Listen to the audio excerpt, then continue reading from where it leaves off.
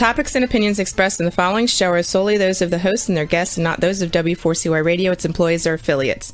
We make no recommendations or endorsements for radio show programs, services, or products mentioned on air or on our web. No liability, explicit or implied, shall be extended to W4CY Radio or its employees or affiliates. Any questions or comments should be directed to those show hosts. Thank you for choosing W4CY Radio.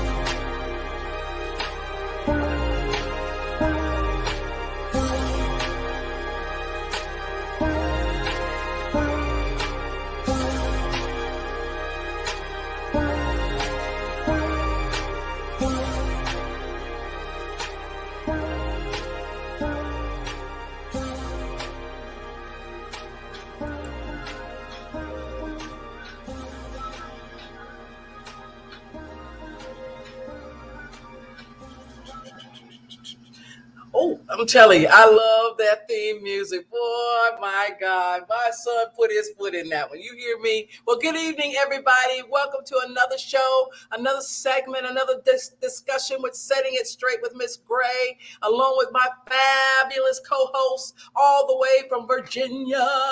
It's Miss Trey Abner.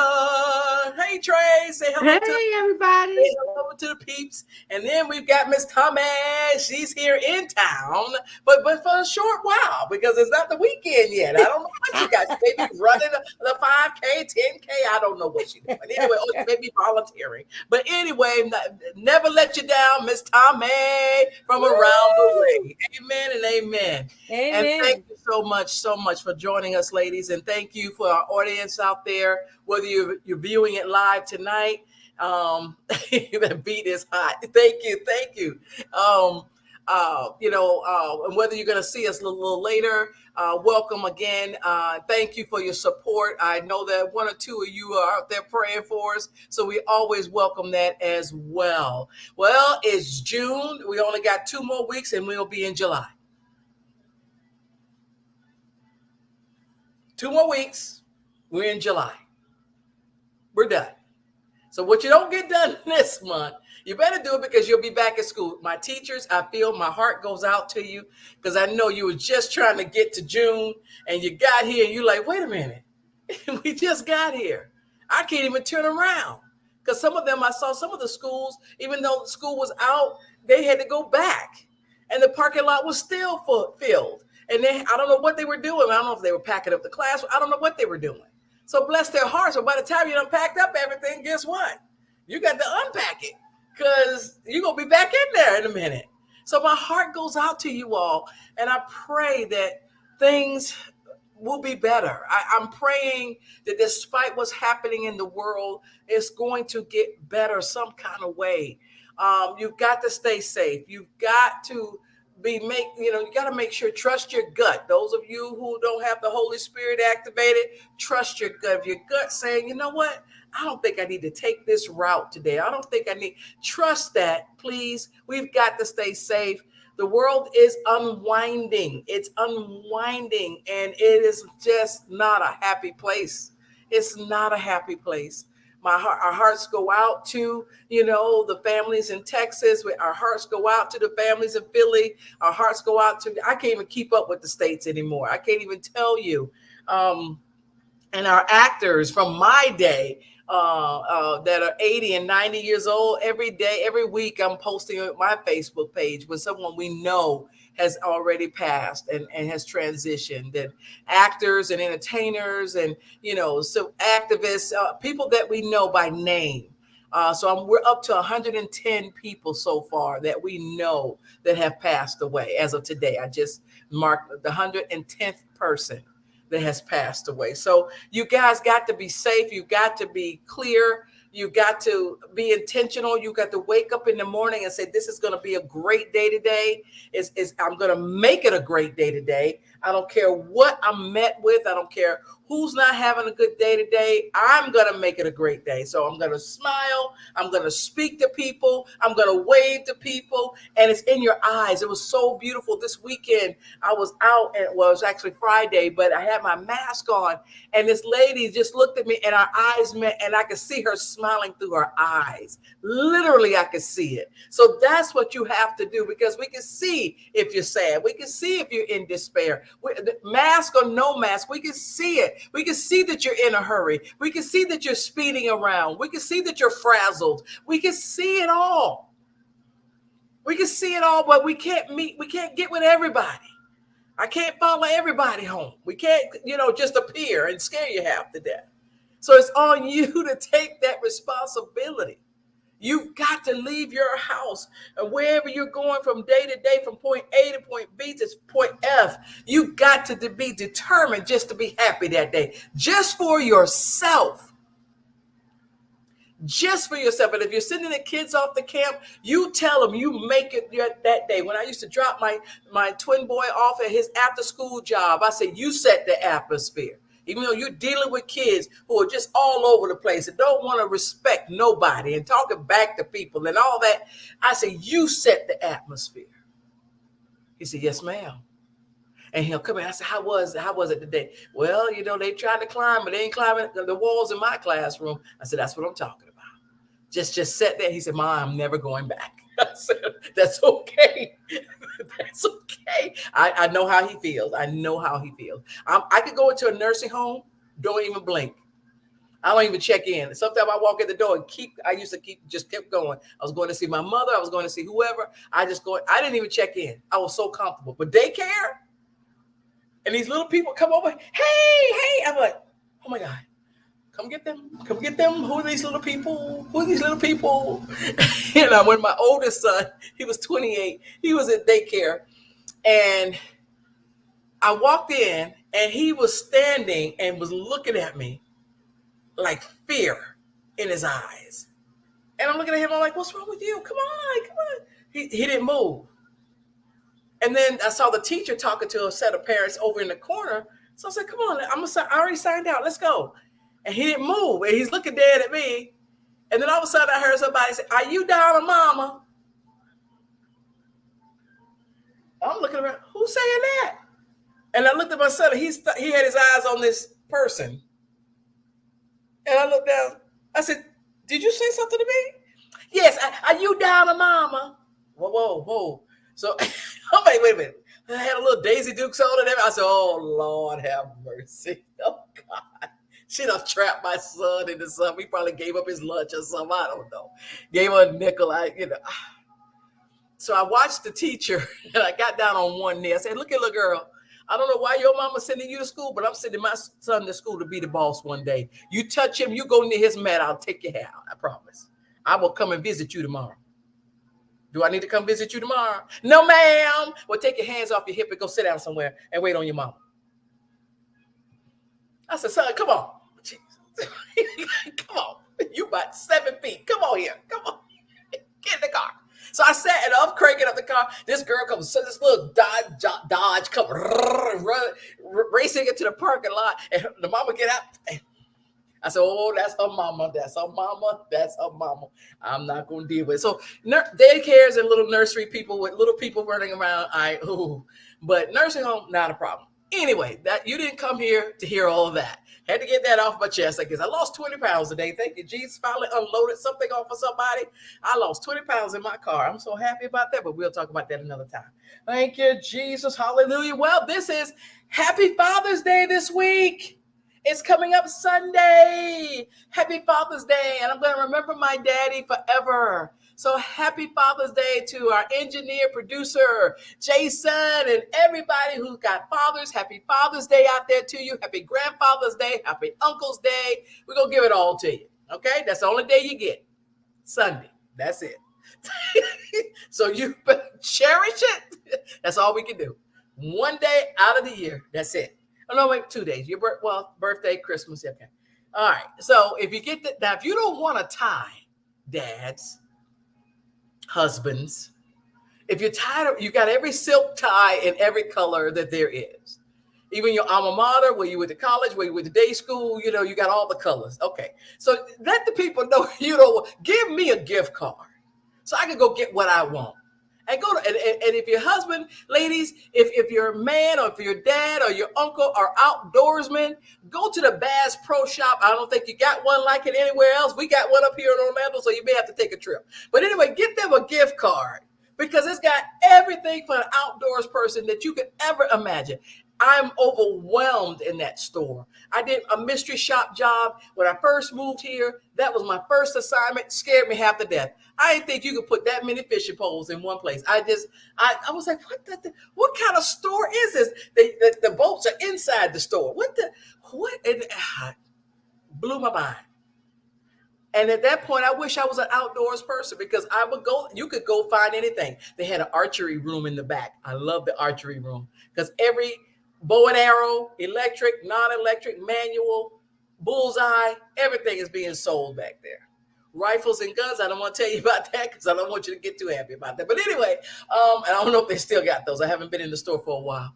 But, get the man something he can use. Okay? If you got, now I know somebody who bought their loved one years and years ago, their daddy or loved one or somebody. They bought them the toolbox. Nice, durable toolbox. But there were no tools in them. And I've never been able to quite get that. What was the purpose? Why are you going to tempt the man thinking that he's going to get something and ain't nothing in the toolbox? I can see if he has some money in there, but there's nothing in the toolbox. And I'm like, okay. Well, to each his own. But I ain't about to, when my daddy was alive, I was not about to buy him a toolbox and there's no tools in it. If you don't know what to get, just make it up. They love anything. You can get the sockets. You can get all kinds of sizes of screws. You can get all kinds of things. Get every color hammer there is and put it in there. Let them choose. You know what I'm saying? But please don't mess with the men. They only get this one day. They only get this one day. So make it good. Most men don't like you giving them money. So I get that. Give them a gift card, bake them a pie and call it a day. Come on now, just come on, do a little better. Now, I think I pay honor to my dad every year and on his birthday, which was November 11th. And, I miss my dad and everything. And I know my kids miss their dads and their dad, which was my last husband and everything. And, it's a day of rejoicing and celebrating and whatever you're going to do, the cookouts and all that kind of stuff. But don't mess with the man. Don't pick a fight. Don't pick a fight on Sunday. Just if you don't want to go to church, it's okay. Don't say, well, you need to go to church because you need to be saved. Don't start that lecture, please. Please just let it be his day. Okay? Let it be his day. Well, he's going to hell. Well, that's his choice. But let Sunday be his day. Okay? Okay? You go to church. Okay? But you got to come back with something now. Don't come back empty-handed. Don't come back with a plant and tell him to plant it. Don't do stuff like that. So you try to make the relationship work, even though you've been married for 20 years. So can you I know you've been buying the same thing over and over again. Mix it up a little bit. Make him laugh a little bit. Okay? Put some spruce in it. Spice it up. Come on now. And do that. I remember I'm going to let the ladies chime in, come on in here. But I remember with my husband, my marriage was not the best, unfortunately. But I know when he would come off the road and thank God I had the kids because the kids really diverted his attention and just he forced him to be happy and everything. So we do little parties, just a little grab back. And he was one of 9 and he never had a birthday party. He never had it because there's more boys in the family. So he never had a birthday party. So I make sure no matter what we were going through, I'd have, we have the banner on the wall. We have balloons and stuff like that. I run to Charlie's, get his favorite ribeye steak and mushrooms. And I'm getting kind of hungry. Anyway, did somebody go to the 18? Okay. Anyway, I want to make sure my wings are on their way. But anyway, and I have a little grab bag for him, for everybody. So we got him toenail clippers and Rolaids because he loved the Rolaids and the Tums and just Bear aspirin, just crazy stuff. And then little toys. We put little hoop toys, all kinds of stuff. And he would just laugh. He said, "Y'all crazy." Y'all crazy. I said, "Well, look who, yeah, okay." Anyway, I just let him have it. Look who we live with, I let him have that. And it made his day. And he packed it up with his, when in his grip when he got ready to get on the road. And he remembered things. So let them have that day. What y'all thinking about, ladies? I agree with you on that. That is funny though. You buy a toolbox, but maybe they buy the empty toolbox because the old toolbox need to be thrown away. So that's why they didn't have no tools in the toolbox. But I remember I used to buy my dad. My dad is deceased. It's going on 2.5 years now. But I remember always buying some tennis shoes or, like you say, a tie. Or I remember when I first got my first job, I bought him this mug, and I had his name. I used to call him Pop, and I put that on his engraved mug. I was so proud of my mug because I bought it with my own money. But he used to still drink out it till he passed away. He would still drink out that same mug, and I still have it. But as I got older and I was grown and children and all that, and my dad was a very simple man, so he didn't really require much. And he asked me, I said, "Dad, what can I get you for Father's Day?" It might have been his birthday, one of the two. And I'll never forget. He said, "Do you have time?" I said, "Yeah, I got time." "Time for what?" He said, "You got time that you can sit down and talk to me?" I said, "Yeah, anytime now." He said, "All I need is some time that we can sit to know each other and talk about anything. But just sit, just give me some of your time." That's all he asked. And that always stuck with me. I would still get a card. I might still get a shirt or something that I see he might need, or something that I saw was wearing down, and I would, purchase it. But I always made sure I sat down and had time for him. And we would sit and talk. I'll say, "Well, you want me to get you something to drink? You want something to eat?" "No, I'm good." Or, "Yeah, can you go get him a little cookies?" Or whatever the case may be. But all he asked for was time, just to sit and talk. And I took that home as when I go visit some of my elderly friends or my family, I got time to sit down and talk with them, for we to reminisce or laugh and just talk about the simple things. And sometimes they just need time. Like when you go visit at a nursing home, or, whatever the case may be, just that simple time to allow them to get to know you, or you get to know them better. You ask questions when you grew up and how things were and different things. He enjoyed talking about those things.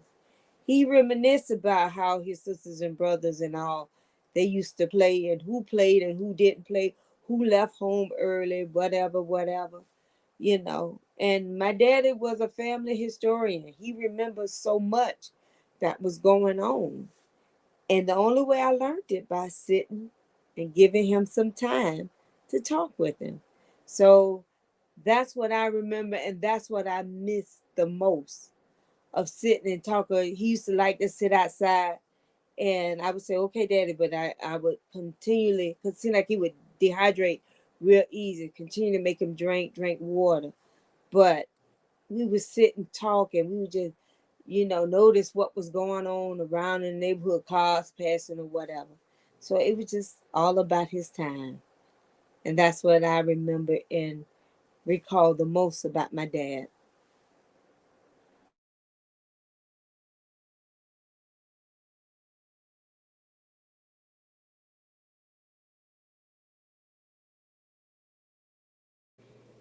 I guess I'll chime on in. So, ooh, okay.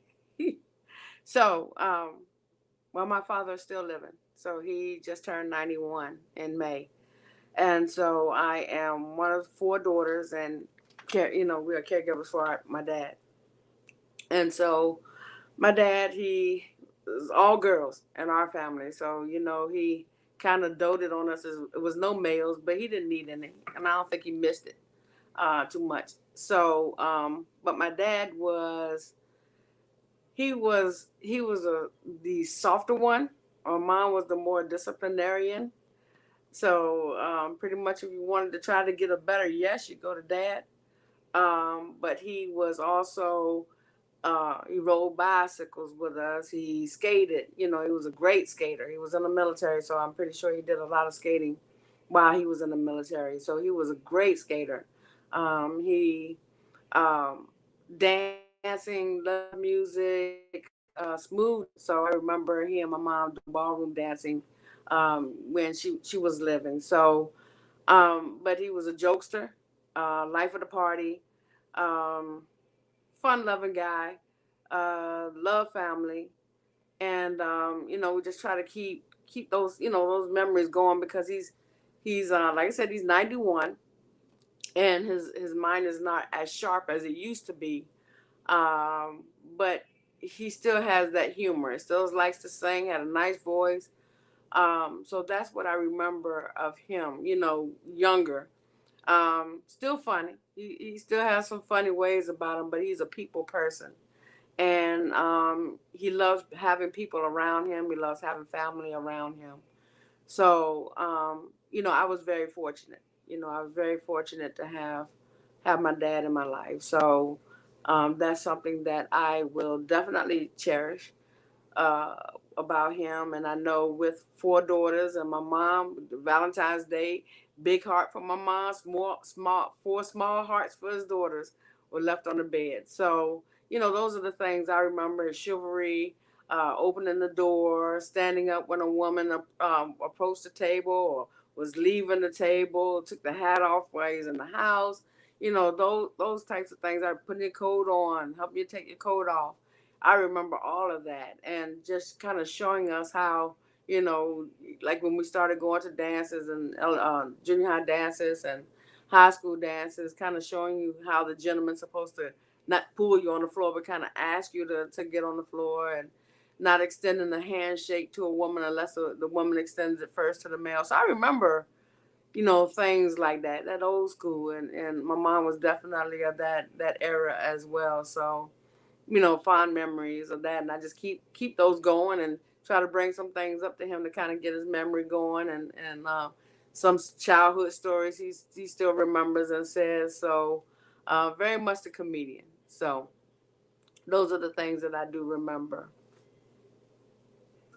Amen. And Tommy, we were talking about earlier what you would get your dad and everything. And I remember one year, again, buying it with your own money. I brought him a brown suit. And my dad wore it, maybe once or twice at church, but sometimes he just wears shirt and tie and slacks and stuff. But he didn't wear suits to church when we would go. But once I brought him that brown suit, he wore that.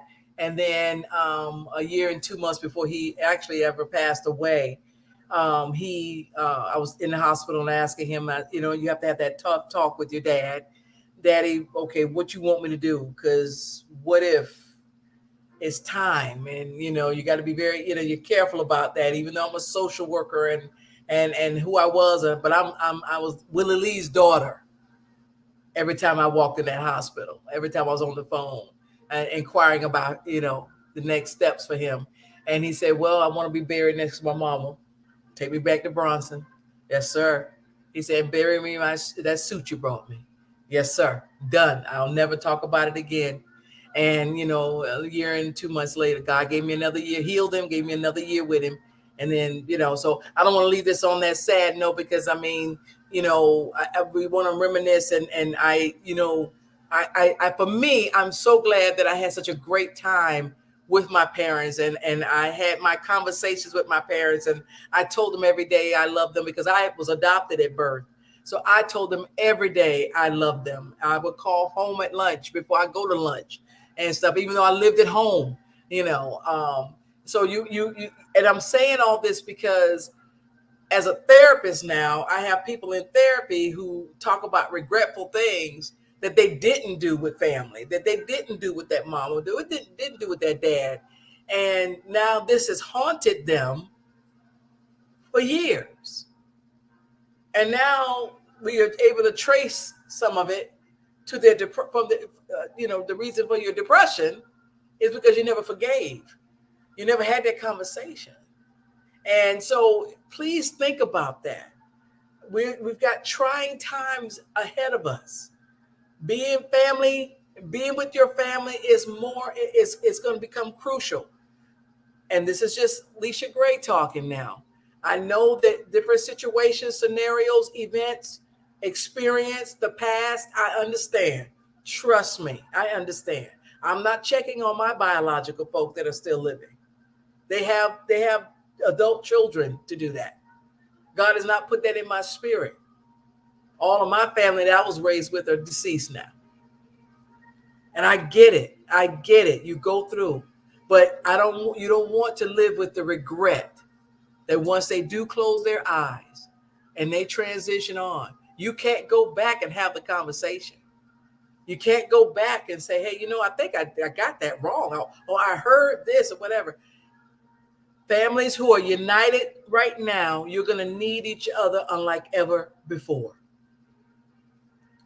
If you don't have family, you have friends that are real close, make sure you get everything resolved and be closer than a brother. Because I'm telling you, you don't want to be alone in this world. You don't want to be alone. So you go and get you a family legally, nicely. Don't do nothing to scare people now. Okay. But make sure you've got somebody checking in on you. You're checking in on somebody as well.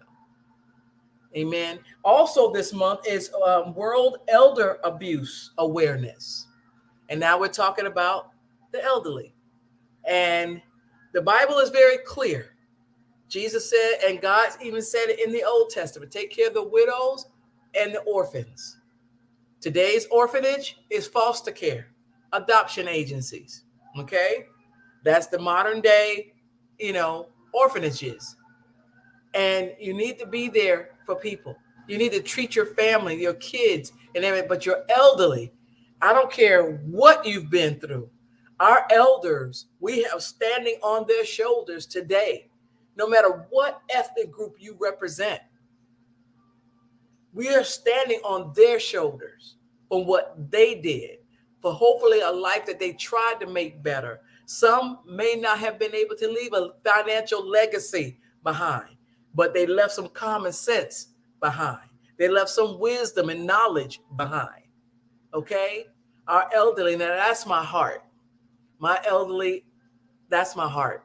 And that's what my nonprofit, once the Lord releases me, I'll be working on that. Someone asked me the other day, do you think you would ever open up a group home? And I said, I've had one. I had a 16-bed facility. And I think I've conquered that. I don't think because the rules and regs for those places now is off the chain. To open up one, you're looking at about $50,000 just to try to get the door open with the security and the fire things and everything like that. So I don't think I'm to go down that route, but I'll go in and check people out though, and make sure the services are being rendered. But yes, go ahead. Can I just interject, please? I just want to kind of put it out there to folks, since you said it's Elder Abuse Awareness Month as well. I want to just encourage people to check yourself.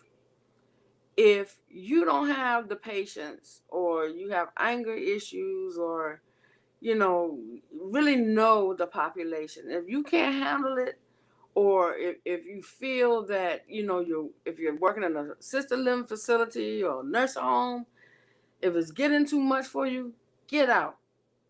Just get out of it. I said, because it'll put you in trouble. That's number one. That'll put you in trouble, and they don't need it. The seniors don't need that. You don't need that. So if that's not your forte, and even though you have the training for it and you've done it, if that's not your forte, recognize it and just go. Just go. Being a caregiver, there are some trying times, but having folks to come and care for your loved one as well. Having your loved ones in a facility. I've seen different facilities. My father's been in a facility of rehab before. If you're a family member and you have a family member in on one of those facilities, make sure you check on them. Don't announce when you coming. Don't have different people go in, because I tell you, things happen. It's not like you can prevent stuff.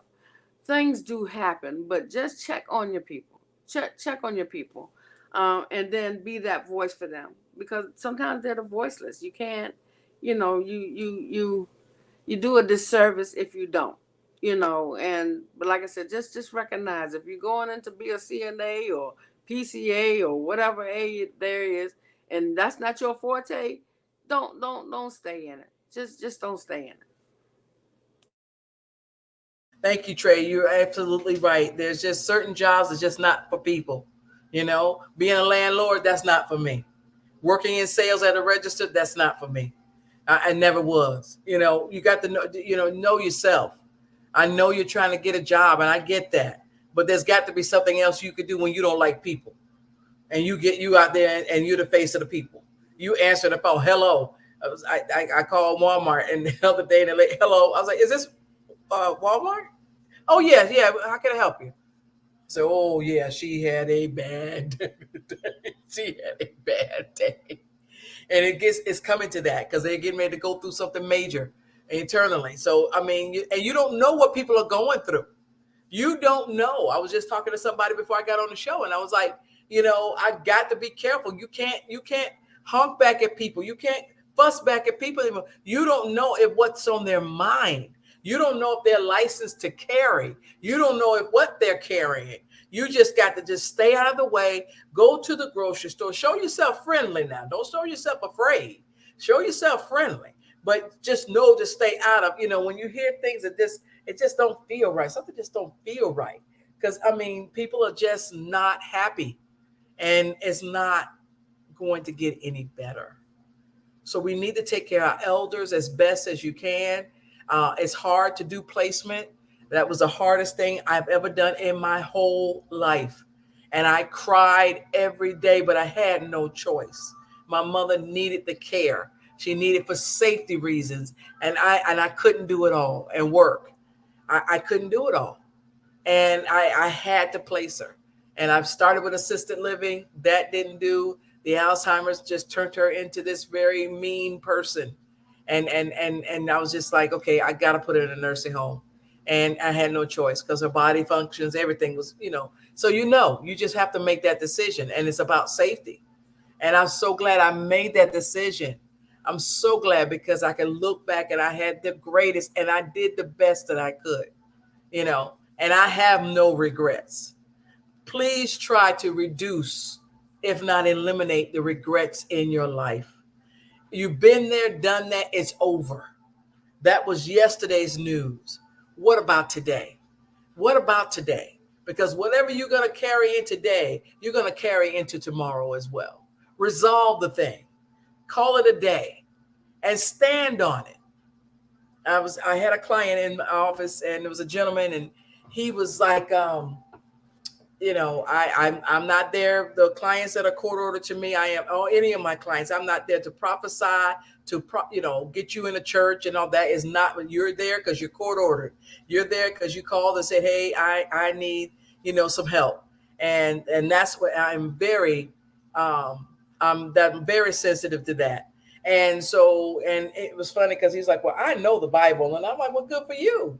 Now tell me what's your thought on David when he was 15 and out there tended to the lambs, and the sheep and everything. And then he went in and told his dad, and he looking at me like I was talking Greek. And I'm like, okay, I'm going to take this to this other level because you don't have to tell me what you know. It's how you live it. How are you living? How are you living? you know. And in the end of the session, the gentleman thanked me. He said, I am so glad I had to get in trouble because so I could come to hear you. And he said, you won't see me again, Miss Gray. I said, I hope I won't. I hope that I won't. I hope you learned something here. And, you know, just don't live with regrets, guys. I have no regrets in my life. Even the marriages, I have no regrets. I made the decision. I lived with it for a minute, got out of one, went to another, got into another one, not unbeknown to me, got beautiful. I got my kids. I'm good. I'm good. But y'all got to clear up stuff. You got to clear up. You can't have no misinformation. Don't walk around holding stuff in. Let me know. Anybody got any aught with me? Come to me. Call me. You know how to reach me. Let's talk it out. I've been letting people know a lot this week. And like I said, even today, I lost 20 pounds. I was carrying something for so long for somebody else. And the God opened that door wide and I unloaded. So that's another thing too, you know, what you didn't get done yet, what didn't get done yesterday, figure out a better plan today and then work on it tomorrow. But stop blaming people. Stop pointing the finger. My mother never paid me no attention. Okay, and your point. You're 35 years old. Where are we going with this? Where are we going with this? Write her a letter, say, this is what I don't let now. I'm never going to talk to you. You'll never meet your grandkids. Done. Mail it and say, goodbye. I hope you have a best life. But this is what you've done to me. Get it out. Get it out. Don't take it out on a stranger because you're driving haphazardly because you all depressed. You all angry. Get it out and let it go. And stand on it. That's one thing. The reason why I brought up the male client. I told him, I said, well, whatever your decisions are, sir, stand on it. But you got to support it, though. You got to support it. I can support mine. Can you support yours? It's not about talking this out anymore. Support it. Stand on it. Believe in it. Do what you need to do for you because ain't nobody listening. Where are you making changes at? And I'm still going to go back to this and then I want the ladies to talk these last few minutes.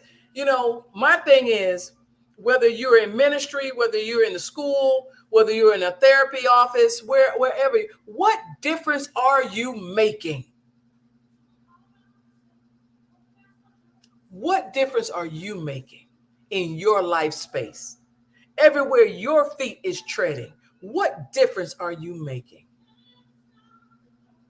That's what we're living for now. This is the season that we're in now. What difference are you making? Not about what people think about you. I didn't say that. I said, what difference are you making? Because if you're making a difference, it don't matter what folks think about you. It doesn't matter. It doesn't matter.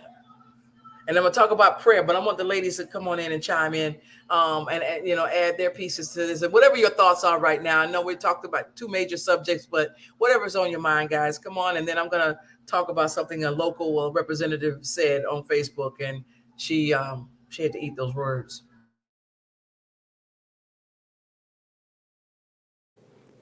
I guess. Go ahead, Tommy. Go ahead. I was just getting ready to say, you know, what you said makes so much sense, Miss Gray. What type of life are we living? What kind of changes are you making in your life? And I'm really getting tired of people using the excuse, well, it's just a vicious cycle. It happened to me, so I end up doing it to somebody else. Well, why bring that hurt on somebody else? Think about your hurt before you hurt somebody else.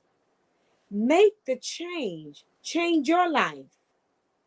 Instead of hurting them, prevent them from being hurt by somebody else. Because you should know that pain that you carry or that suffering you went through.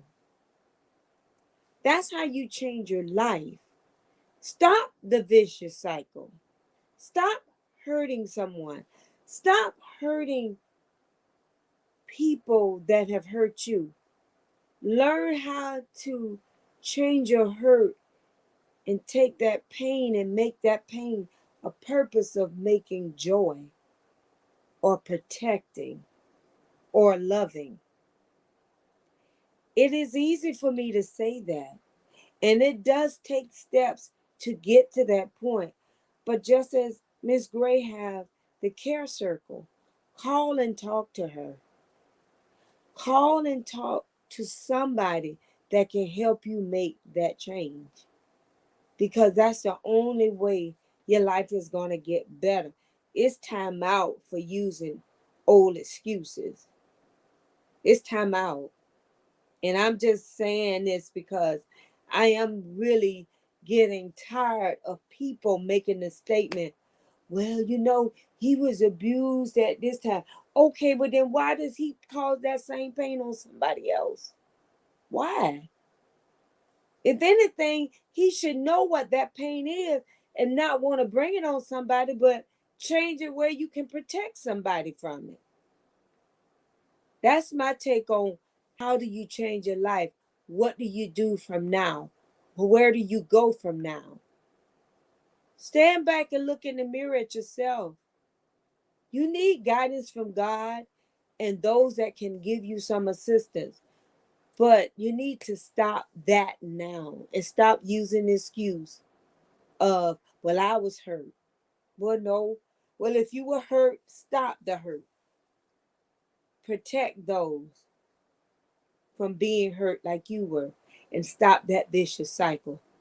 Because what you find out is when you help somebody, it helps relieve that pressure and the pain off of you. It really does. So we need to learn to do that for each other. I mean, there's so many people that are hurting, but but what makes it better is not continuous pain. What stops that vicious cycle of pain is by helping each other and protecting each other, young and old. Young and old. And don't say, well, that was meant for them. No, it wasn't. It wasn't. Sometimes people act and not realizing what they're acting on, and that's when they're young. But when you get older and you still making these same mistakes, there's no excuse because you know better. Because you know better. Those are my takes on it. And to piggyback on you, Tommy and Leisha, and I was thinking about something when you all were talking, and I'm thinking you can ask yourself, are you part of the problem or part of the solution? Are you helping or are you hindering? And so one of the things is you have to try to be really in tune to yourself. When I say those 5 minutes, a few minutes to yourself, just to woosah away from everybody else, the buckle, the noise, 5 minutes is maybe not a lot of time, but if you're used to being around the noise, it's a good amount of time to kind of get your head straight, whether or not you're self-talk or whether or not you're using your prayer or whether or not you're just looking at the things that God has created and figure out, okay, what is it that I'm going to do to make a difference? And just to say, some behaviors are cyclic, but I think sometimes, Tommy, people are in it so much, they forget it's a cycle. It's like they've been on this roller coaster that's round and round and round and round, and they forget that it's a cyclic behavior of families or whatever you're going through. So I just want to, and this is no, the suggestion I'm giving is not anything that should be in lieu of therapy. I'm not a therapist, but I'm just going to just throw some things to make it easier. So if you have a piece of paper, write down your hurts on one side, so you can recognize it. You can say, when that 5 minutes, I'm hurt because my mother did this, or I'm bothered by this because my ex did that. And then on the other side, what are you willing to do to change it? What are you willing to do? Not what somebody else is willing to do. And it could be little stuff. I agree to talk with someone about it to help me process it. I will agree to start out positive stuff. And one of the things that is 2 words that I give my clients sometimes, especially the ones who are my teenagers or my kids, and I've given it to adults too. If you don't know how to express something, it's 2 simple words. I feel. I feel this way when you do that. I feel this way when you say this. And so those 2 words, but then also to the person who's on the opposite end of that has to use effective communication. That doesn't mean talk. That means listen. I'm not saying hear, I mean listen. And when you start listening to what people are saying, you have a better understanding of what they're feeling. And so maybe that will help kind of change and sway your attitudes towards, I'm going to treat this person this way because that's the way someone talks. No, no, no, no. Come on, let's slow it down some. And I always like to go to treat people the way you would want to be treated. Do unto others as you would have them do unto you. And I think if you think about that and really be in tune with that, I think the world could be a better place. I could be wrong, but I think if we started with that first, how would I feel if someone did that to me? That's a start. And then I think move forward from there. But I really want to throw out there, get some help. Talk to somebody. And therapy is, if you don't understand what therapy is, call a therapist and ask consultation. You don't have to give your right name. Just ask what a consultation is. What is it? What does therapy mean?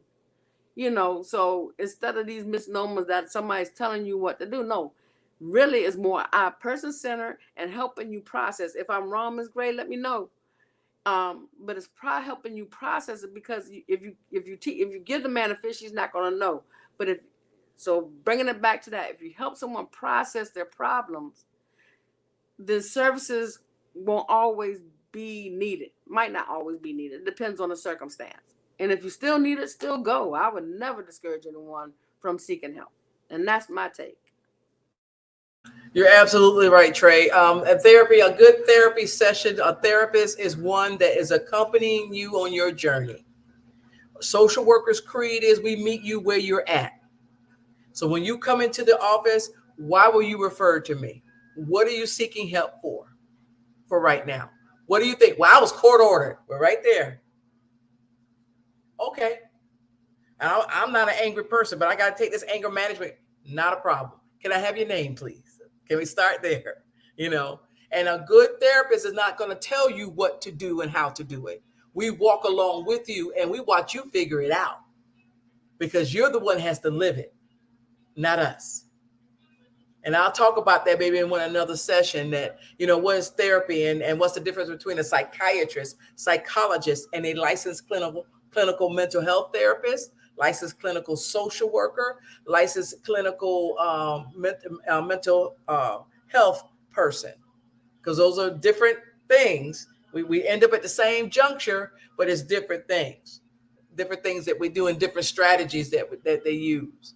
And last but not least, I just want to share you, one of my representatives here in Florida was, I guess she's in Tallahassee or she's in DC, and she's talking about gun violence. And you got to be careful. And we want to talk about this communication thing. You got to be careful when you are addressing people, and when you've got something you're compassionate about, or you're angry about, or you're upset about. You got to really make sure you form your words well, and be careful what you're saying, because once it's out there, and you could take the post down of the video, but it doesn't go anywhere because we've already shared it and everybody's already heard it, and it's on all your social media.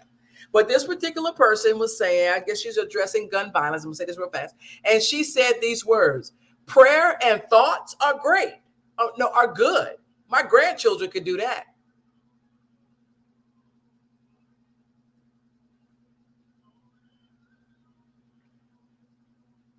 Okay.